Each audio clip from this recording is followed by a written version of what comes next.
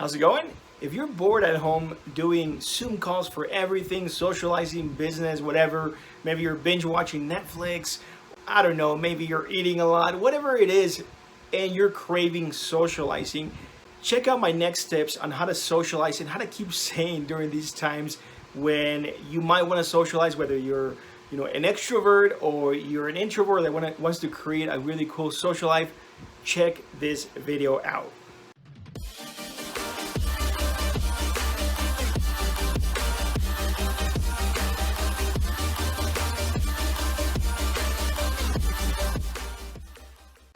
Welcome back to the channel. If you're new here, my name is Felipe and I'm a social skills and confidence coach. So if you're like me and you're craving social interaction and you're just wanting to get out there, connect with new people and just chit chat like it used to be, then this video is for you. I'm going to be talking about just different ways that I cope with it from a mental standpoint, as well as what kind of habits I have and what kind of habits I'm keeping up, being conscious of the whole pandemic stuff. So the number one tip is something that I don't ever miss. It's my routine. That encompasses everything from meditation, doing visualizations, affirmations, and releasing any kind of negative emotion that I have that day or for previous days, or if I have ongoing stuff that's popping up, I release it. Again, Sedona method. I have all these videos on this, and actually a routine video here on this channel. So that's number one. I never miss it. I also, am exercising every single day. So that really keeps me mentally and emotionally healthy. Another thing that I really have done, thanks to this whole pandemic stuff, is that I've reevaluated not only my values, but also what traits am I looking for when it comes to my friendships, the women I'm meeting, as well as just any kind of relationship that I'm having. So it might be a time to reevaluate your values. So if you only had 1 year, let's say the whole thing blows over in, I don't know, hopefully in a few months, but it blows over and you have only 1 year to live, how would you spend it? Where would you be at? And who would you spend it with? Who would you want to meet as well? So really think about those questions. If your time was limited, how would you spend it? From my own experience, I've been very, very social for the last 10, almost 15 years. And in the last 10 years, I've been hosting events all around the world. And I find that, definitely, it's a cliche, but the quantity doesn't matter as much as the quality. And I'm talking about friendships and every type of relationship. So figure out what kind of people you want to spend time with and make that a priority every single day. Whether that's, I'm going to be going over these tips, but whether that's reconnecting with old friends or really connecting more with your family members. So as you begin to live your life from a qualitative perspective, after asking yourself, how would you live the last year of your life? That will reassess of how you want to live your social life. So think of your social life in a new light. Think about it almost like a passion business. If your social life was a business and if it was a passion business, what would you do that it wouldn't feel like work? That goes along with if socializing feels like work, or it has felt like work in the past before this whole pandemic stuff.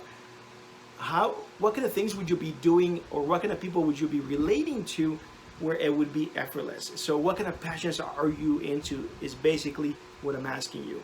And from there, begin to build a life around that. In fact, this tip has to do a lot with building community. Especially right now that things are a little bit weird and you're doing a lot of things from home, you might want to think about creating an online group, whether that's on Facebook or whether that's somewhere else.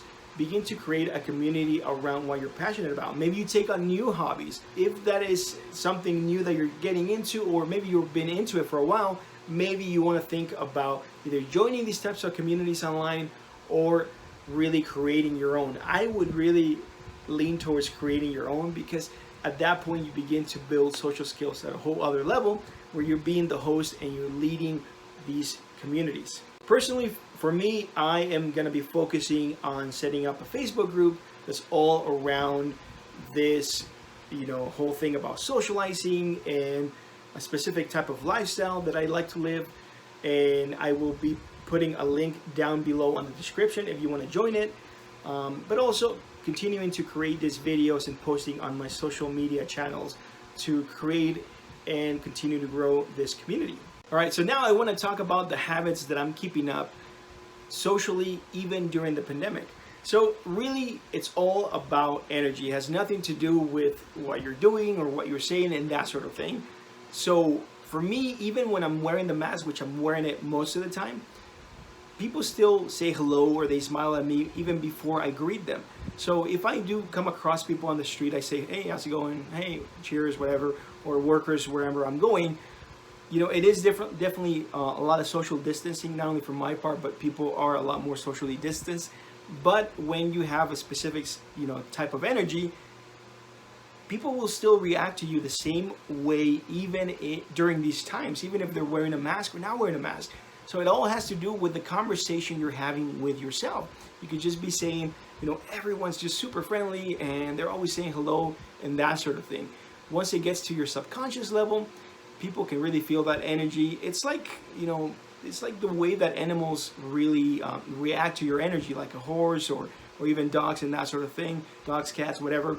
They react to the energy, to how peaceful you are and how relaxed you really are. And so that's what really is communicating to people. To be safe, I am not socializing. I am reconnected with all friends, as I've mentioned, but it's always one-on-one. And so that's how I'm doing it personally. It's up to you how you want to do it, but I would urge in the side of caution when it comes to this whole thing, especially if you're in the US.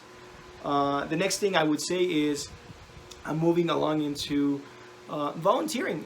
Everyone's wearing a mask, everyone is wearing gloves, so it's pretty safe, and it's a kind of nice way to interact with people, and for me at least, to get my social muscles going, if you will. So that is how I've been keeping busy and getting my social fix, if you will. I'll probably be continuing to volunteer now, and probably after the pandemic stuff. I really enjoy it. I would urge you to volunteer if that is something that you're into.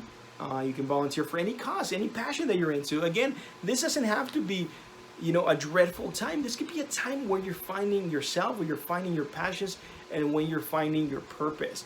And a great way to do that is, again, through really analyzing your values, and it might be through volunteering with causes that you believe in. The last thing I want to mention in regards to staying social is that I do go to coffee shops, to their outside seating, and just either work from there or meet friends one-on-one. That's something that I still do just to stay out of my head and not so much inside the house. If you like this video, give it a like and subscribe, and check out some of my other videos. That's all for today. We'll see you next time.